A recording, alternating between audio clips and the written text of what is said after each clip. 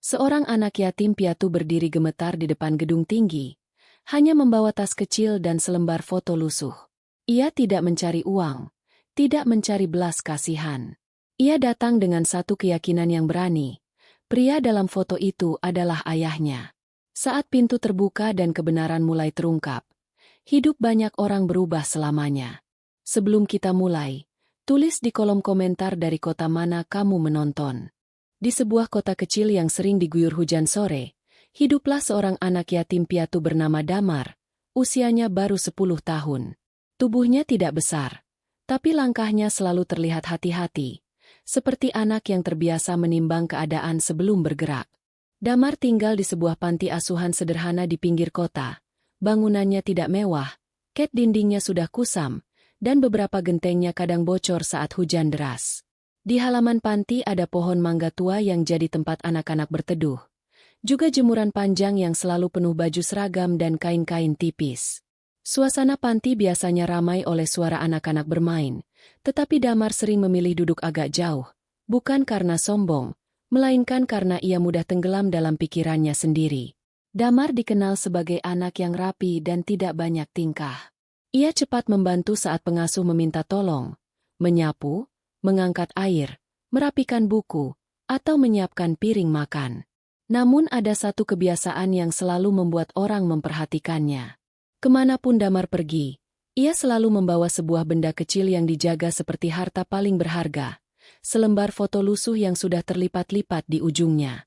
Foto itu disimpan dalam plastik tipis agar tidak mudah robek, lalu dimasukkan ke saku baju atau diselipkan di balik buku.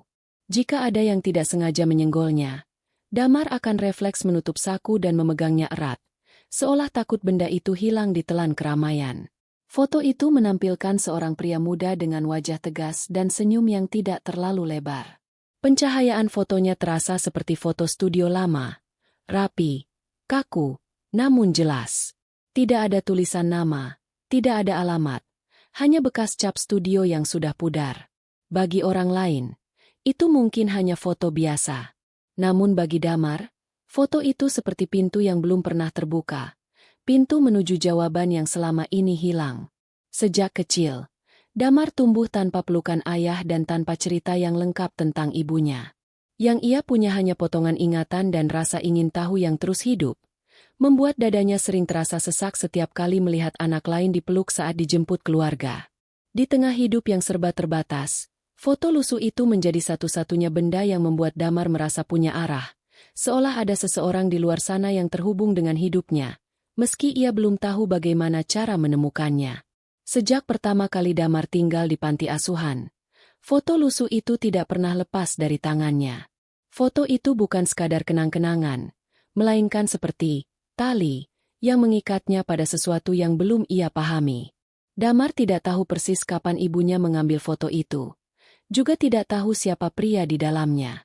Namun Damar masih mengingat satu momen yang selalu kembali menghampiri pikirannya, terutama saat malam sunyi, saat ibunya menatapnya lama, lalu menyelipkan foto itu ke tangannya dengan gerakan tergesa, seolah waktu sedang mengejar. Wajah ibunya saat itu pucat, matanya merah, dan napasnya berat seperti menahan sesuatu yang ingin pecah. Damar belum mengerti maknanya, tapi suasana itu menancap kuat di ingatan. Di panti asuhan, setiap malam Damar punya kebiasaan yang sama. Setelah lampu dipadamkan dan anak-anak lain mulai terlelap, Damar akan menarik selimut sampai ke dada dan mengeluarkan foto itu perlahan. Ia tidak menatapnya dengan cara anak yang sedang bermain, melainkan seperti seseorang yang sedang mencari petunjuk. Kadang ia mengamati bentuk alis pria itu, kadang garis rahangnya, kadang sorot matanya yang terasa jauh. Damar sering mencoba mencocokkan wajah di foto dengan bayangan yang ada di kepalanya. Seolah-olah jika ia menatap lebih lama, ada sesuatu yang akan terbuka. Yang membuat Damar tidak bisa berhenti memikirkan foto itu adalah kalimat terakhir ibunya. Kalimat yang terdengar sederhana tapi menyimpan banyak pertanyaan. Ibunya pernah berbisik, pelan sekali, seakan takut didengar orang lain. Kalau suatu hari kamu tersesat, cari dia akan tahu. Kalimat itu terdengar seperti janji, tapi juga seperti pesan darurat. Damar tidak paham kenapa harus tersesat, dan kenapa pria itu akan tahu. Namun sejak saat itu, Damar merasa hidupnya seperti punya teka-teki yang harus diselesaikan. Kadang Damar bertanya dalam hati, apakah pria itu masih hidup? Apakah ia tinggal jauh? Atau apakah ia sengaja tidak pernah datang? Pertanyaan-pertanyaan itu membuat dada Damar berat, tapi juga menyalakan harapan kecil yang sulit dipadamkan. Damar tidak menuntut hal yang berlebihan. Ia tidak membayangkan rumah besar atau hadiah mahal. Ia hanya ingin tahu kebenaran. Apakah pria itu benar ayahnya? Atau hanya seseorang yang pernah disayangi ibunya? Foto itu menjadi satu-satunya peta yang ia miliki, meski peta itu tidak menunjukkan jalan. Dan setiap kali malam datang, Damar kembali menatap foto itu, bukan untuk mengulang kesedihan, melainkan karena ia yakin suatu hari, jawaban itu akan membawanya keluar dari kebingungan yang selama ini ia simpan rapat-rapat. Di panti asuhan, Damar tumbuh seperti anak yang belajar cepat memahami keadaan. Ia tidak mudah mengeluh, tidak banyak meminta, dan jarang membuat masalah. Namun justru karena sikapnya itu, Damar sering terlihat berbeda dari anak-anak lain yang masih bisa tertawa lepas tanpa beban. Ada hari-hari ketika suasana panti riuh oleh permainan dan candaan, tetapi Damar memilih duduk di sudut teras, memandangi halaman, atau membantu pengasuh merapikan barang. Bukan karena Damar tidak ingin bahagia, melainkan karena ia sering merasa ada ruang kosong di dadanya yang tidak bisa diisi oleh sekadar permainan. Beberapa anak panti sebenarnya tidak berniat jahat, tetapi mereka mudah penasaran. Foto lusuh yang selalu dibawa Damar membuat Damar sering jadi bahan perhatian. Ada yang mencoba mengintip, ada yang bertanya berulang, bahkan ada yang mengejek karena menganggap Damar terlalu berhayal. Damar pernah mendengar kalimat-kalimat yang menyakitkan, seperti seolah-olah ia hanya mengada-ada tentang ayah yang tidak pernah datang. Namun Damar tidak membalas dengan marah. Ia hanya menunduk, menggenggam foto lebih erat, lalu menjauh. Pengasuh panti pernah menegur anak-anak yang mengejek, tapi Damar tetap memilih diam, karena ia tidak ingin keributan membuat foto itu jadi bahan perebutan. Di balik diamnya, Damar menyimpan tekad yang perlahan membentuk dirinya. Damar tidak pernah benar-benar mencari perhatian, tetapi ia ingin dihargai sebagai anak yang punya cerita, bukan hanya anak yang ditinggalkan. Ia sadar hidup di panti asuhan membuat segala sesuatu terasa terbatas. Jadwal makan, jadwal belajar, sampai kesempatan untuk keluar. Namun Damar juga belajar bahwa satu-satunya cara bertahan adalah menata harapan dengan rapi, seperti menata buku di rak agar tidak jatuh berantakan. Yang dicari Damar bukan kemewahan dan bukan pula belas kasihan. Damar hanya ingin jawaban yang selama ini mengganggu pikirannya. Ia ingin tahu apakah dirinya punya keluarga yang masih ada, atau apakah ia memang harus menerima kenyataan bahwa ia benar-benar sendirian. Rasa ingin tahu itu tumbuh seperti api kecil, tidak besar, tapi terus menyala. Api itu membuat Damar tetap rajin belajar, karena ia percaya suatu hari ia harus cukup kuat untuk mencari kebenaran. Api itu pula yang membuat Damar berusaha jadi anak baik, karena ia tidak ingin saat bertemu orang yang ada di foto itu nanti, ia hanya dikenal sebagai anak panti yang menyusahkan.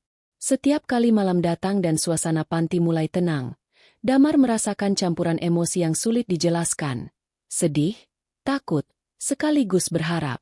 Damar takut jawabannya menyakitkan. Tapi ia lebih takut jika hidupnya terus berjalan tanpa kepastian. Dan di tengah semua itu, Damar menjaga foto lusuh itu seperti menjaga satu-satunya pintu keluar dari pertanyaan yang selama ini mengunci hatinya. Suatu siang, panti asuhan mendapat kiriman barang bekas dari para relawan. Pakaian layak pakai, buku-buku, dan beberapa tumpuk koran lama. Koran-koran itu biasanya dipakai untuk alas mengepel, bungkus barang, atau bahan kerajinan anak-anak. Pengasuh membagikan tumpukan koran itu ke beberapa anak, termasuk Damar, supaya mereka bisa merapikan gudang kecil di belakang dapur. Damar mengerjakannya dengan tenang, mengangkat koran satu persatu sambil menata agar tidak berantakan. Namun di antara lembaran yang kusut dan bau kertas tua, ada satu halaman yang membuat tangan Damar tiba-tiba berhenti. Di halaman itu terpampang foto seorang pria dewasa mengenakan jas rapi, berdiri di depan gedung tinggi dengan senyum yang terlihat percaya diri. Di bawah fotonya tertulis nama yang dicetak besar, Adrian Wijaya, Seorang CEO muda yang memimpin perusahaan besar dan sedang dibicarakan karena keberhasilannya membangun bisnis dari nol. Damar tidak paham soal dunia perusahaan, tidak mengerti istilah bisnis, tidak tertarik pada angka-angka. Tetapi wajah pria di koran itu seperti menampar perasaannya. Ada sesuatu yang terasa sangat familiar. Bentuk mata, garis wajah, bahkan cara senyumnya yang seolah disimpan, bukan diumbar. Damar segera merogoh saku bajunya dan mengeluarkan foto lusuh yang selalu ia simpan. Ia menatap dua foto itu bergantian. Foto pria muda di kertas lama miliknya, dan foto pria dewasa di koran. Jantungnya berdebar kencang. Napasnya terasa pendek. Meskipun jaraknya bertahun-tahun, Damar merasakan kemiripan yang sulit diabaikan. Seolah-olah wajah di foto lusuh itu tumbuh dan berubah menjadi pria yang ada di koran. Damar menelan ludah, lalu menatap lebih teliti, mencari perbedaan untuk menenangkan diri, tetapi semakin dilihat, semakin kuat rasa yakinnya. Saat itu, suasana sekitar seperti mengecil. Suara anak-anak lain, langkah pengasuh, bahkan suara kipas angin tua terasa jauh. Yang ada hanya dua gambar di tangan Damar dan satu pikiran yang tiba-tiba muncul dengan jelas. Mungkin inilah orang yang selama ini dicari. Damar tidak langsung percaya sepenuhnya, karena ia tahu harapan bisa melukai jika terlalu cepat dipeluk. Namun rasa penasaran yang selama ini ia tahan, kini seperti menemukan arah. Damar menyimpan halaman koran itu dengan hati-hati, melipatnya rapi agar foto dan nama tidak rusak. Ia tidak mengatakan apa-apa pada teman-temannya, karena takut ditertawakan lagi. Di dalam dirinya, ada campuran emosi yang berdesakan, takut salah, takut kecewa, tapi juga ada cahaya kecil yang membuat langkahnya terasa lebih ringan. Untuk pertama kalinya, foto lusuh itu tidak lagi sekadar misteri. Ia seperti sedang mengarah pada seseorang yang nyata, punya nama, dan punya tempat di dunia. Sejak menemukan nama dan wajah itu di koran, hidup Damar seperti berubah pelan-pelan, bukan menjadi lebih mudah, tetapi menjadi lebih jelas arahnya. Ia tidak lagi menatap foto lusuh itu hanya dengan rasa sedih, melainkan dengan tujuan yang mulai terbentuk. Namun Damar juga tahu, bertemu seorang CEO bukan perkara sederhana, apalagi bagi anak panti yang tidak punya siapa-siapa untuk mengantar. Karena itu, Damar tidak bertindak gegabah. Ia menyimpan halaman koran itu di antara buku pelajaran. Lalu setiap malam ia membacanya lagi diam-diam, memastikan nama dan fotonya tidak keliru. Damar mengingat baik-baik bentuk gedung yang ada di foto koran, cara penulisannya, dan tanda-tanda kecil yang bisa jadi petunjuk, meski ia belum paham harus mulai dari mana. Damar lalu membuat keputusan yang terasa berat untuk anak seusianya. Ia harus mencoba mendekati orang itu, setidaknya sekali, agar tidak terus hidup dalam bayang-bayang pertanyaan. Ia mulai menabung dengan cara yang sederhana dan sabar. Jika ada sisa uang jajan, Damar tidak membelikan permen seperti teman-temannya. Ia memilih menyimpan koin-koin itu di kaleng kecil bekas biskuit yang disembunyikan rapi di bawah lipatan baju. Damar juga mengambil pekerjaan kecil yang biasanya tidak banyak diminati, membantu membersihkan gudang, menyiram tanaman, menata buku perpustakaan kecil, atau merapikan dapur setelah makan. Pengasuh melihat Damar makin rajin, dan meski tidak banyak bertanya, pengasuh menyadari ada sesuatu yang sedang diperjuangkan anak itu dengan sungguh-sungguh. Di sela-sela hari, Damar mulai memperhatikan hal-hal yang dulu tidak pernah ia pikirkan. Jarak ke pusat kota, biaya kendaraan, jam berangkat, dan cara agar tidak tersesat. Ia meminta izin meminjam peta kecil yang ada di ruang kantor panti, lalu mempelajari nama-nama jalan sambil menandai tempat yang ia kenal. Damar berusaha menahan diri agar tidak menceritakan rencananya pada banyak orang, bukan karena ingin rahasia, tetapi karena ia takut harapannya runtuh sebelum sempat dicoba. Semakin dekat hari yang ia bayangkan, semakin sering Damar merasakan dada berdebar tanpa sebab, seperti ada alarm kecil yang terus menyala di dalam dirinya. Ketika tabungan itu dirasa cukup untuk ongkos pergi pulang, Damar memberanikan diri meminta izin pada pengasuh untuk keluar sebentar dengan alasan yang ia sampaikan singkat dan rapi. Ia tidak menuntut ditemani, tidak meminta banyak, hanya ingin kesempatan untuk mencoba mencari jawaban. Setelah izin didapat, Damar menyiapkan semuanya dengan sederhana. Tas kecil, sebotol air minum, roti, dan foto lusuh itu yang ia masukkan ke plastik lebih tebal agar aman. Pagi itu, sebelum melangkah keluar gerbang panti, Damar menatap halaman panti yang biasa ia lihat setiap hari, pohon mangga, jemuran panjang, dan pintu kayu yang berderit, lalu menarik napas pelan. Langkahnya terlihat kecil, tetapi keputusan di balik langkah itu adalah keputusan besar. Damar memilih menghadapi kebenaran, apapun hasilnya. Pagi itu udara masih dingin ketika Damar meninggalkan panti asuhan. Ia berjalan pelan menuju jalan besar, menjaga tas kecilnya tetap rapat di dada seolah takut isinya hilang. Di dalam tas itu tidak banyak barang, tetapi nilainya terasa sangat berat bagi Damar. Halaman koran yang sudah dilipat rapi, botol air, roti, dan foto lusuh yang selalu ia lindungi. Langkah Damar tidak terburu-buru, namun terlihat pasti. Ia beberapa kali menoleh ke belakang, bukan untuk ragu, melainkan untuk memastikan dirinya benar-benar sudah keluar dari tempat yang selama ini menjadi dunianya. Di pinggir jalan, Damar menunggu angkutan umum yang biasa lewat menuju pusat kota. Kendaraan datang dengan suara mesin tua, berhenti sebentar, lalu bergerak lagi. Damar naik dan duduk dekat jendela. Sepanjang perjalanan, matanya menatap jalan yang berubah dari ganggang kecil menuju ruas yang lebih lebar. Rumah-rumah sederhana berganti deretan toko, bengkel, dan papan reklame. Damar tidak banyak bergerak, tetapi pikirannya seperti berlari. Ia mencoba mengingat arahan yang sudah dipelajari, mengukur kira-kira kapan harus turun, dan membayangkan gedung besar yang ada di foto koran. Setiap kali kendaraan melewati polisi tidur atau tikungan tajam, Damar refleks memegang tasnya lebih kuat. Saat turun di dekat pusat kota, suasana langsung terasa berbeda. Jalanan lebih ramai, kendaraan lebih cepat, orang-orang berjalan dengan tujuan masing-masing. Damar sempat terpaku, karena hiruk-pikuk itu membuatnya merasa kecil dan asing. Namun ia segera menguatkan diri. Ia mengikuti petunjuk sederhana yang ia simpan di kepala, terus berjalan lurus, belok di pertigaan, lalu cari bangunan tinggi yang terlihat dari kejauhan. Beberapa kali Damar berhenti untuk memastikan arah, memperhatikan nama jalan, dan mencocokkannya dengan yang pernah ia lihat di peta. Ia tidak bertanya pada banyak orang karena takut dianggap mengganggu, jadi ia mengandalkan ketelitian dan keberanian yang dipaksakan. Tidak lama kemudian, gedung yang selama ini hanya ada di koran benar-benar muncul di depan mata. Bangunannya tinggi, kaca-kacanya memantulkan cahaya pagi, dan pintu masuknya dijaga ketat. Damar mendekat perlahan, menatap ke atas sampai lehernya terasa pegal. Ia melihat orang-orang berpakaian rapi masuk dan keluar dengan langkah cepat.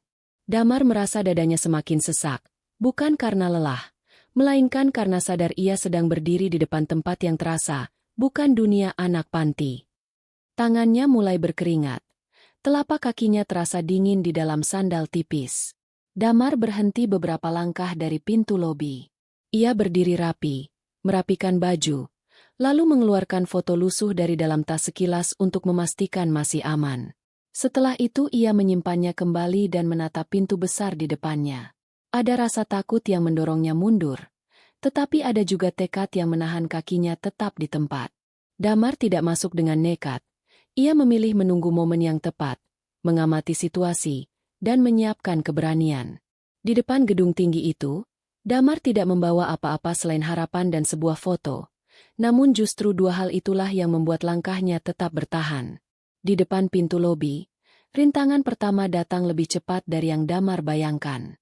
Satpam yang berjaga melihat Damar dari kejauhan, lalu mendekat dengan tatapan waspada. Damar tidak dimarahi, tetapi kehadirannya jelas dianggap tidak biasa.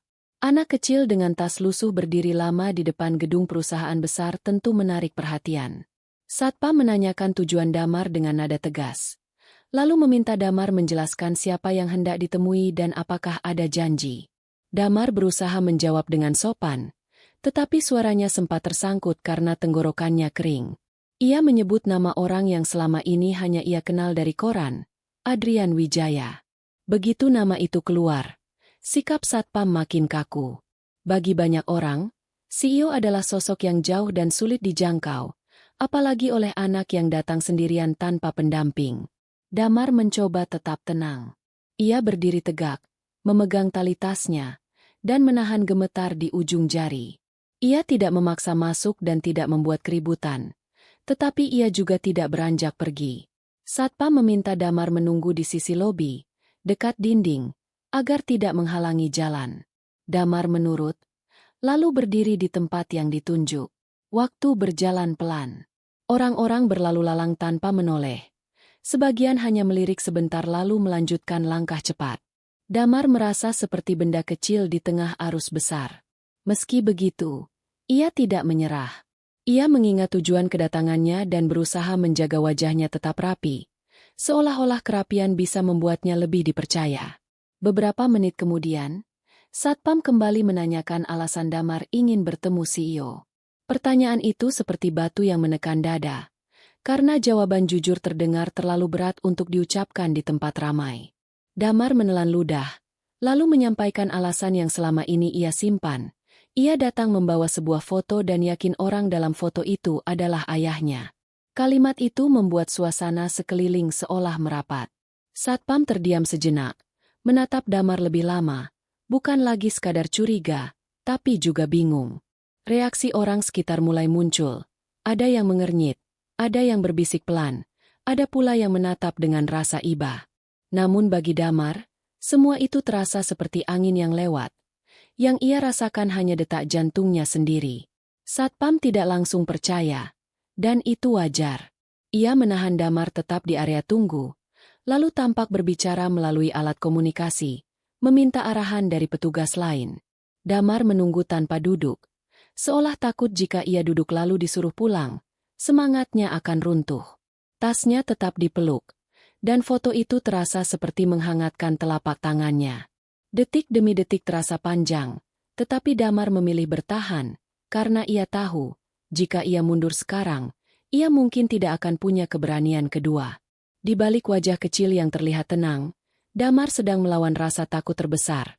Takut dianggap bohong, takut dipermalukan, dan takut pulang tanpa jawaban.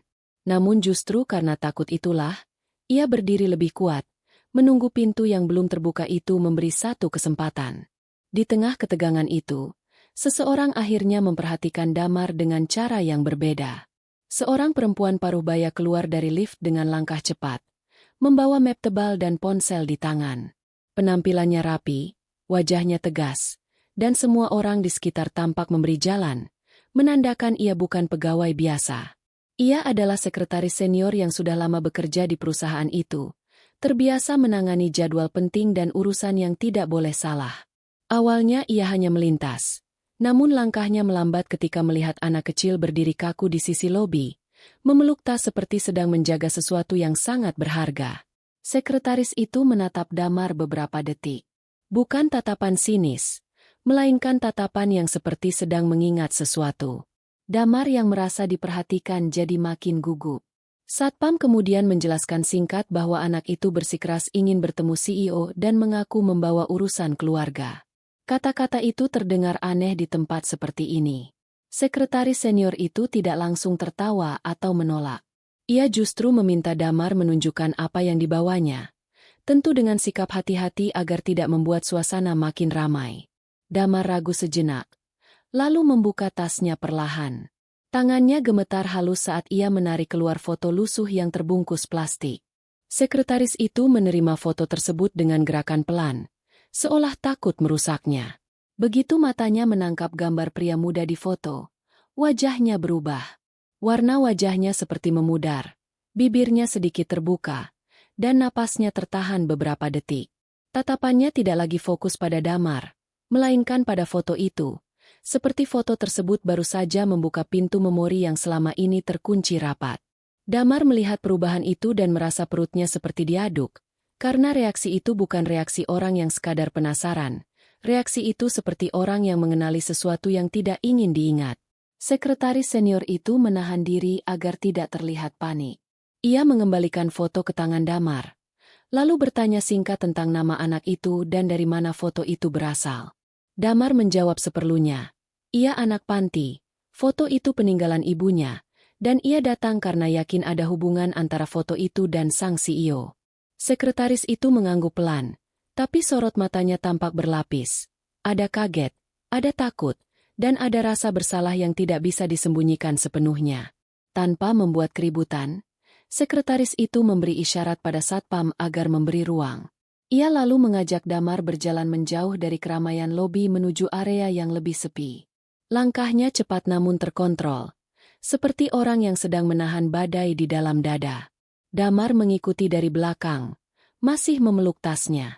Saat pintu kecil menuju koridor staf terbuka, Damar merasakan suasana berubah drastis, lebih sunyi, lebih dingin, dan terasa lebih resmi. Sekretaris senior itu berkata bahwa Damar akan ditunggu di ruangan kecil terlebih dahulu, dan ia akan menyampaikan hal ini dengan cara yang tepat. Damar tidak sepenuhnya mengerti, tetapi satu hal terasa jelas. Foto lusuh itu bukan lagi sekadar benda. Foto itu baru saja mengguncang seseorang yang tampaknya tahu lebih banyak daripada yang Damar kira. Damar dibawa ke sebuah ruangan kecil yang rapi, bukan ruang tamu mewah seperti yang sering dibayangkan orang, melainkan ruang tunggu internal yang terlihat formal dan dingin.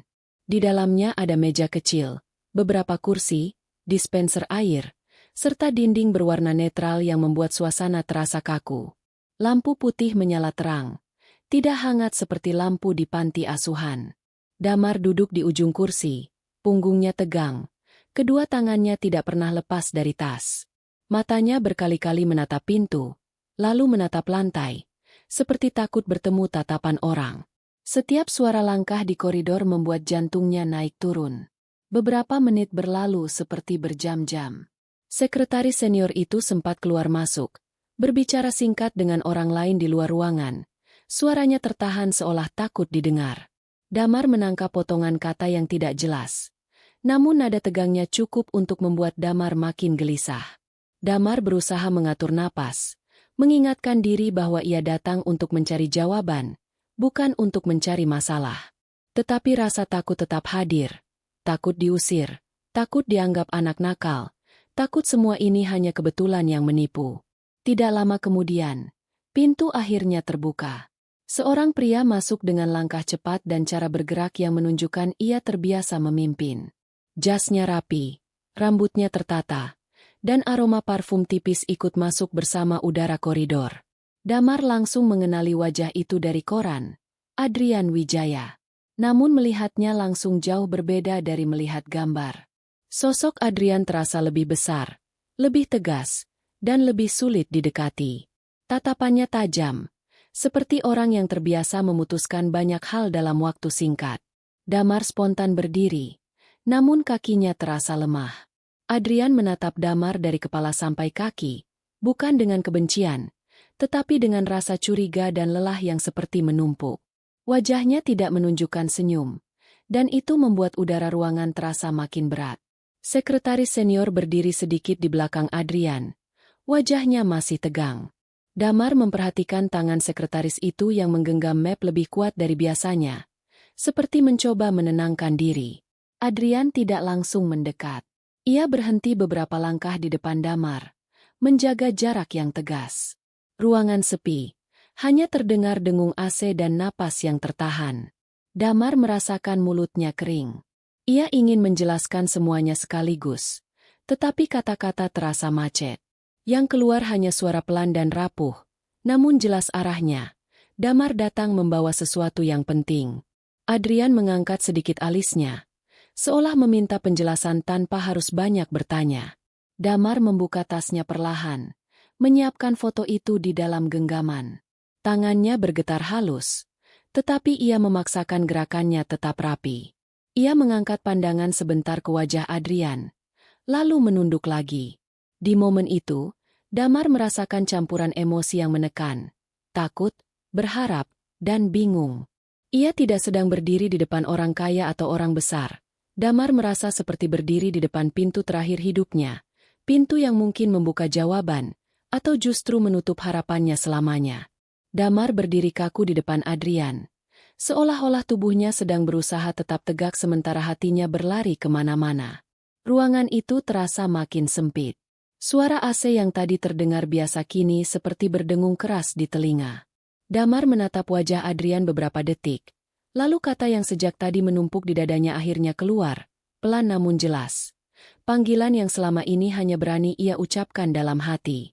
Panggilan itu bukan dibuat-buat, bukan untuk menarik perhatian, melainkan lahir dari keyakinan yang ia bawa jauh-jauh dari panti. Begitu panggilan itu terucap, udara seolah membeku. Adrian tidak langsung bereaksi dengan marah, tetapi wajahnya menegang. Sorot matanya berubah, seperti orang yang mendadak dipaksa menatap sesuatu yang tidak siap ia hadapi. Ia diam terlalu lama, lalu bertanya singkat siapa Damar sebenarnya. Nada suaranya terdengar datar, tetapi ada getaran tipis yang tidak bisa ditutupi, seperti seseorang yang berusaha menjaga wibawa sementara pikirannya mulai kacau. Sekretaris senior di belakangnya menahan napas, matanya berpindah dari Damar ke Adrian, seakan khawatir satu kalimat saja bisa membuat semuanya meledak. Damar tidak menjawab dengan cerita panjang. Ia tahu semakin banyak kata, semakin mudah orang menganggapnya mengada-ada. Damar memilih cara paling sederhana, menunjukkan bukti yang selama ini ia jaga. Ia membuka plastik pelindung dengan hati-hati, lalu mengangkat foto lusuh itu dengan dua tangan. Gerakannya pelan dan rapi, seperti memberi sesuatu yang sakral. Foto itu lalu disodorkan ke Adrian. Di saat foto berpindah tangan, Damar merasakan tenggorokannya makin sempit. Ia menunggu reaksi, sekaligus menahan diri agar tidak terlihat memohon. Adrian menerima foto itu tanpa kata. Begitu matanya menangkap gambar pria muda di dalam foto, tatapannya berubah lagi. Ia tidak langsung menoleh ke Damar. Ia menatap foto itu lama, seolah mencari celah untuk menyangkal. Jari-jarinya menggenggam sudut foto sedikit terlalu kuat, lalu mengendur. Ada jeda panjang yang membuat Damar merasa detik-detik berjalan lambat. Wajah Adrian yang biasanya tegas terlihat goyah, seperti tembok yang mulai retak. Damar memperhatikan setiap perubahan kecil. Kelopak mata Adrian yang berkedip lebih sering, rahang yang mengeras lalu melemah, napas yang tertahan dan keluar pelan. Itu bukan reaksi orang yang sekadar melihat foto lama. Itu reaksi orang yang sedang diseret kembali ke masa yang tidak ia ceritakan pada siapapun. Sekretaris senior terlihat makin gelisah. Tangannya yang memegang map bergetar halus, dan ia tidak berani mendekat. Damar tetap berdiri tanpa banyak gerak. Ia tidak menuntut jawaban saat itu juga. Ia hanya ingin Adrian melihat foto itu dan memahami maksud kedatangannya. Bagi Damar, momen ini adalah ujian paling berat. Setelah bertahun-tahun hidup dengan tanda tanya, akhirnya ia berdiri di depan orang yang mungkin memegang semua jawaban. Dan kini, yang bisa dilakukan Damar hanyalah menunggu, berharap wajah Adrian akan berubah bukan menjadi penolakan, melainkan menjadi pengakuan bahwa foto itu memang bagian dari hidupnya. Adrian menatap foto itu seperti sedang menatap sesuatu yang selama ini ia kubur jauh di dalam ingatan. Wajahnya tidak lagi tegas seperti saat baru masuk ruangan. Ada ketegangan yang terlihat jelas di sekitar matanya, dan napasnya terdengar lebih berat. Ia membalik foto itu pelan, seolah berharap menemukan tulisan kecil di belakangnya. Nama, tanggal, apapun yang bisa membuatnya yakin ini hanya kebetulan. Namun bagian belakang foto juga kosong, hanya bekas lipatan dan noda usia. Adrian kembali menatap wajah pria muda di foto itu, dan semakin lama ia melihat, semakin sulit baginya untuk pura-pura tidak mengenal. Dalam ruangan yang sunyi itu, Damar bisa merasakan perubahan suasana tanpa perlu banyak kata. Tatapan Adrian tidak lagi menilai Damar sebagai anak asing yang datang mengganggu, melainkan sebagai sesuatu yang mengusik garis hidupnya. Tangan Adrian sempat gemetar halus ketika ia menahan foto lebih dekat ke matanya. Ada momen singkat ketika alisnya turun, bibirnya menekan rapat, dan sorot matanya seperti basah. Bukan tangisan yang jatuh, tetapi tanda bahwa ada emosi yang mendadak naik ke permukaan. Adrian akhirnya bertanya dari mana Damar mendapatkan foto itu. Suaranya tidak sekeras sebelumnya, tetapi justru terdengar lebih dalam, seolah-olah pertanyaan itu memikul beban berat. Damar menjawab dengan sederhana, tidak berputar-putar. Ia mengatakan foto itu titipan ibunya. Tidak ada cerita tambahan yang berlebihan. Damar hanya menyebut ibunya pernah berpesan bahwa jika suatu hari ia tersesat, ia harus mencari pria dalam foto itu. Damar juga menyampaikan bahwa ibunya meninggal tanpa sempat menjelaskan lebih banyak. Kalimat-kalimat itu tidak panjang, Tetapi cukup untuk membuat Adrian menelan ludah dan memalingkan wajah sebentar, seolah butuh ruang untuk bernapas. Sekretaris senior yang sejak tadi berdiri di belakang Adrian terlihat makin pucat. Matanya menatap foto itu dengan wajah yang sulit dibaca, antara kaget, takut, dan sedih. Ia seperti orang yang mengenali jalan cerita yang sudah lama ingin ia lupakan. Namun ia tetap diam, karena situasi ini bukan tempat untuk membela diri atau menjelaskan apapun.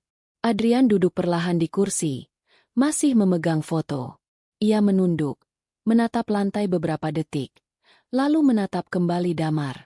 Tatapannya berubah jadi campuran antara keraguan dan rasa bersalah yang belum diucapkan. Ia seperti ingin bertanya banyak hal, tetapi juga takut dengan jawaban.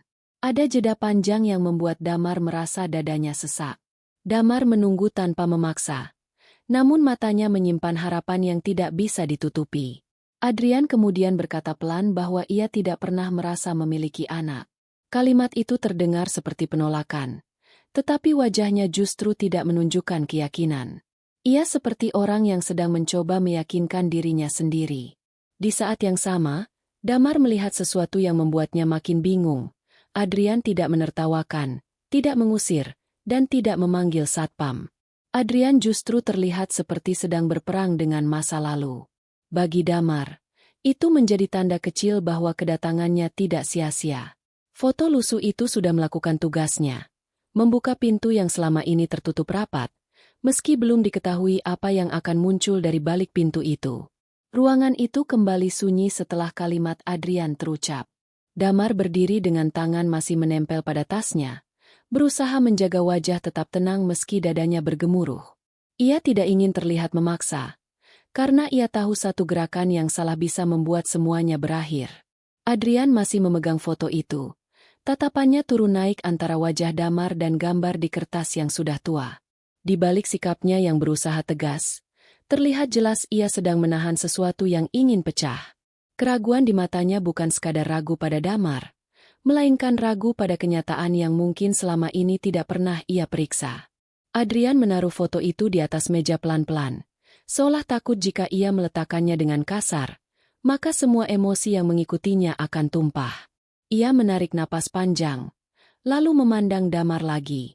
Tatapan itu tidak lagi seperti atasan yang sedang menginterogasi orang asing, melainkan seperti seseorang yang sedang berusaha menyusun ulang potongan hidup yang hilang. Namun tetap saja, ada dinding tinggi yang belum runtuh. Dinding kehati-hatian, dinding nama baik, dinding ketakutan akan skandal. Damar bisa merasakan dinding itu, meskipun ia tidak mengerti istilah-istilah orang dewasa. Sekretaris senior berdiri lebih dekat, tetapi tetap menjaga jarak. Wajahnya terlihat tegang, dan kedua tangannya mencengkeram map seperti pegangan terakhir. Ia menatap Adrian, lalu menatap Damar, seolah sedang menilai apakah saat ini adalah waktu yang tepat untuk bicara. Akhirnya ia mengeluarkan satu kalimat pelan, pendek, namun cukup untuk mengubah arah suasana. Wajah anak itu mirip sekali, dan foto itu bukan foto sembarangan. Kalimat itu bukan tuduhan, tetapi seperti pengingat yang menabrak pertahanan Adrian dari sisi yang paling lemah. Kenyataan fisik yang tidak bisa disangkal. Adrian mengatupkan bibirnya.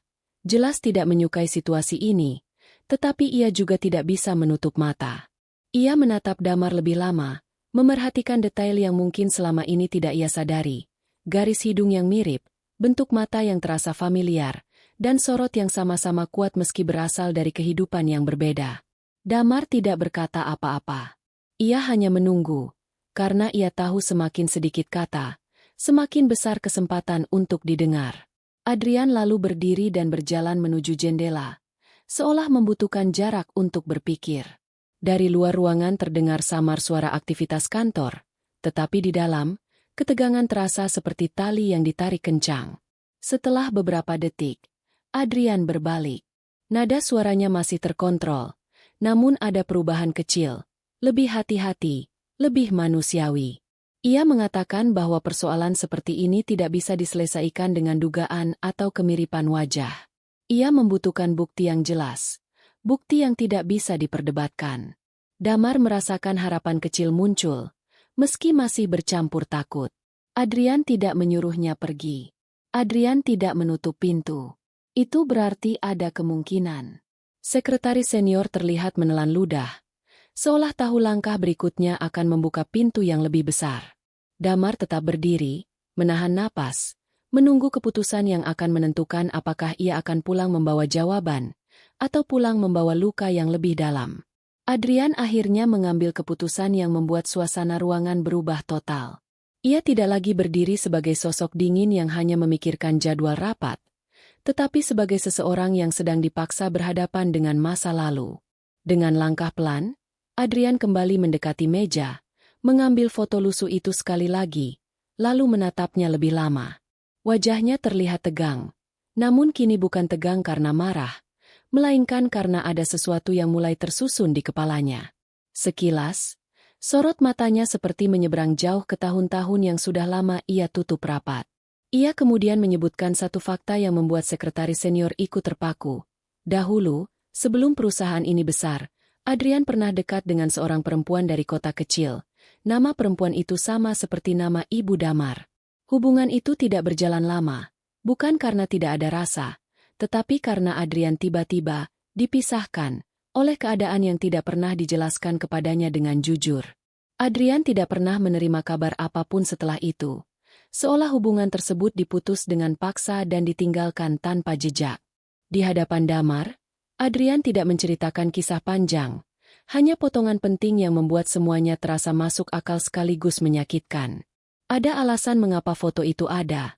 Ada alasan mengapa ibunya Damar menyuruh Damar mencari seseorang, kalau tersesat. Adrian terlihat menahan emosi saat menyadari kemungkinan paling besar. Selama ini mungkin ada seseorang yang sengaja menutup jalan agar ia tidak pernah tahu. Udara di ruangan itu terasa berat. Damar tetap berdiri, namun kali ini bukan hanya karena takut, melainkan karena ia merasakan langkahnya sudah sampai di titik yang tidak bisa ditarik kembali.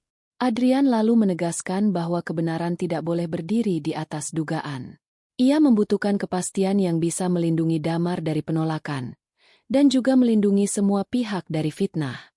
Tanpa membuat keributan, Adrian memerintahkan sekretaris senior menghubungi tim medis rekanan perusahaan untuk melakukan tes DNA secepatnya, dengan prosedur resmi dan hasil yang valid. Keputusan itu bukan sekadar formalitas.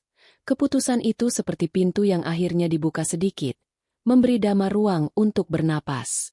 Sekretaris senior terlihat gugup, tetapi ia mengangguk dan bergerak cepat, seolah tahu ini adalah momen yang tidak boleh bocor keluar sebelum waktunya. Damar kemudian diberi tempat menunggu yang aman dan layak, bukan di lobi lagi. Adrian memastikan anak itu tidak pulang sendiri dalam keadaan bingung. Ia juga meminta agar Damar ditemani staf yang dipercaya sampai proses tes selesai. Hari itu, untuk pertama kalinya sejak datang ke gedung tinggi itu, Damar merasa tidak dianggap sebagai gangguan. Damar belum mendapat jawaban akhir, tetapi satu hal sudah terjadi. Seseorang yang selama ini hanya ada di koran dan foto, akhirnya mengambil langkah nyata untuk mencari kebenaran, dan langkah itu membuat jantung Damar berdebar, bukan karena takut diusir, melainkan karena harapan yang mulai terasa nyata. Hasil tes DNA keluar beberapa hari kemudian, dan suasana di ruangan itu terasa jauh lebih berat daripada saat Damar pertama kali datang. Kertas hasil pemeriksaan berada di atas meja, rapi, bersih, tetapi isinya seperti palu yang siap memecahkan semua keraguan.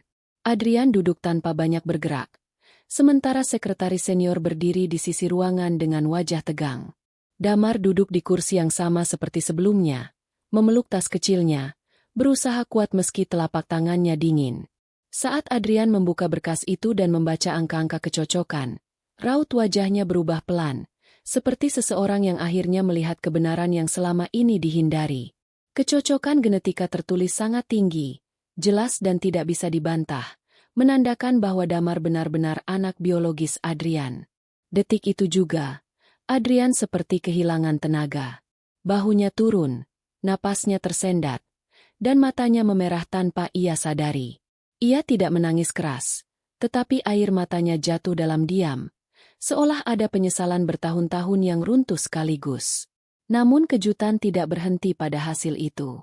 Sekretaris senior yang selama ini menahan diri akhirnya terlihat goyah. Wajahnya pucat, tangannya gemetar, dan ia seperti tidak sanggup lagi berdiri sebagai pegawai yang rapi. Dengan suara lirih, ia membuka bagian yang selama ini disimpan rapat. Dulu, ketika Adrian masih muda dan belum menjadi siapa-siapa, ada tekanan dari pihak tertentu yang tidak ingin hubungan itu berlanjut. Ibu Damar pernah datang, membawa kabar kehamilan dan berharap bertemu Adrian, tetapi jalannya ditutup. Ia dipaksa menjauh, diancam agar tidak kembali, dan dibuat seolah-olah tidak pernah ada. Surat dan kabar yang seharusnya sampai ke Adrian tidak pernah disampaikan.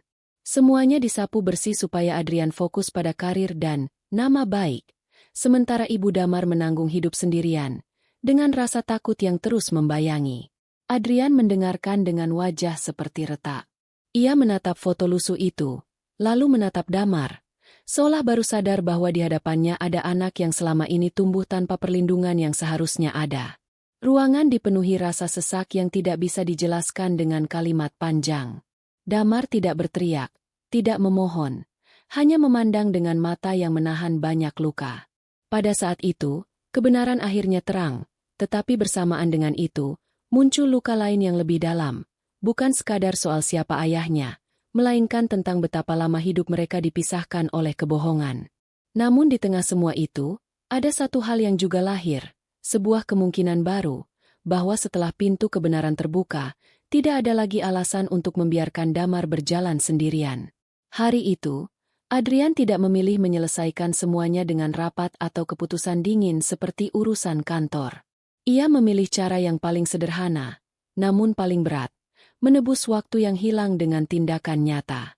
Setelah membaca hasil tes DNA, Adrian berdiri perlahan, berjalan mendekati Damar, lalu berlutut agar tingginya sejajar dengan anak itu. Tidak banyak kata yang keluar, karena Adrian tahu kata-kata tidak akan cukup untuk menutup tahun-tahun yang terlewat. Ia hanya mengulurkan tangan, ragu sebentar, lalu memeluk Damar dengan pelukan yang lama, pelukan yang bukan sekadar formalitas, melainkan pelukan yang seolah berkata, "Kamu tidak sendiri lagi." Damar awalnya kaku, seperti anak yang tidak terbiasa dipeluk. Namun perlahan bahunya turun dan napasnya pecah pelan. Selama ini Damar kuat karena terpaksa. Dan untuk pertama kalinya ia merasakan aman tanpa harus menjaga diri berlebihan. Adrian kemudian meminta sekretaris senior mengatur semuanya dengan tenang dan manusiawi. Tidak ada keramaian, tidak ada pamer, tidak ada cara-cara yang membuat Damar merasa seperti objek. Adrian ingin Damar merasa dihargai, bukan dipertontonkan. Ia juga meminta agar pihak panti asuhan diberi kabar dengan sopan, lengkap dengan penjelasan dan jaminan bahwa Damar tidak akan diambil begitu saja, melainkan dipindahkan dengan proses yang baik dan penuh tanggung jawab. Adrian menyiapkan pendamping, psikolog anak, dan pengasuh sementara, bukan karena menganggap Damar lemah, tetapi karena ia sadar perubahan besar harus dijalani dengan pelan agar tidak melukai. Beberapa hari kemudian, Adrian datang sendiri ke panti asuhan, tanpa rombongan besar. Ia membawa berkas resmi, tetapi yang paling penting bukan berkasnya, melainkan sikapnya. Di depan pengasuh panti, Adrian meminta maaf karena terlambat hadir dalam hidup anak itu. Ia juga meminta izin untuk membangun hubungan yang benar dengan Damar, bukan hanya sebagai ayah di atas kertas, tetapi sebagai keluarga yang benar-benar hadir. Pengasuh panti menahan haru, karena melihat mata Damar yang biasanya kuat, kini lebih lembut dan lega. Damar masuk ke kamar kecilnya, mengambil foto lusuh itu, lalu menyimpannya bukan lagi sebagai peta pencarian, melainkan sebagai kenangan ibunya yang akhirnya terbukti benar. Waktu berjalan, dan Damar mulai beradaptasi. Adrian tidak memaksa Damar memanggilnya dengan cepat, tidak menuntut kedekatan instan. Adrian belajar mendengar, belajar menemani, belajar hadir di hal-hal kecil, menanyakan sekolah, menyiapkan makan, mengantar tidur, dan menepati janji. Luka masa lalu memang tidak hilang begitu saja, tetapi kini luka itu tidak ditanggung sendirian. Di suatu malam yang tenang, Damar tertidur di sofa dengan foto itu di pangkuannya. Adrian menatapnya lama, lalu menutupkan selimut pelan, seperti ingin mengganti semua malam dingin yang dulu tidak bisa ia jaga. Dan di titik itulah akhir cerita menjadi jelas. Seorang anak yatim piatu akhirnya menemukan rumahnya, bukan karena kemewahan, melainkan karena kebenaran yang diakui dan cinta yang diperjuangkan. Damar tidak lagi berjalan mencari bayangan ayah. Adrian tidak lagi hidup menutup mata dari masa lalu. Mereka memulai dari awal, pelan tapi pasti, dengan satu keputusan yang mengubah segalanya. Tidak ada lagi kebohongan yang memisahkan keluarga.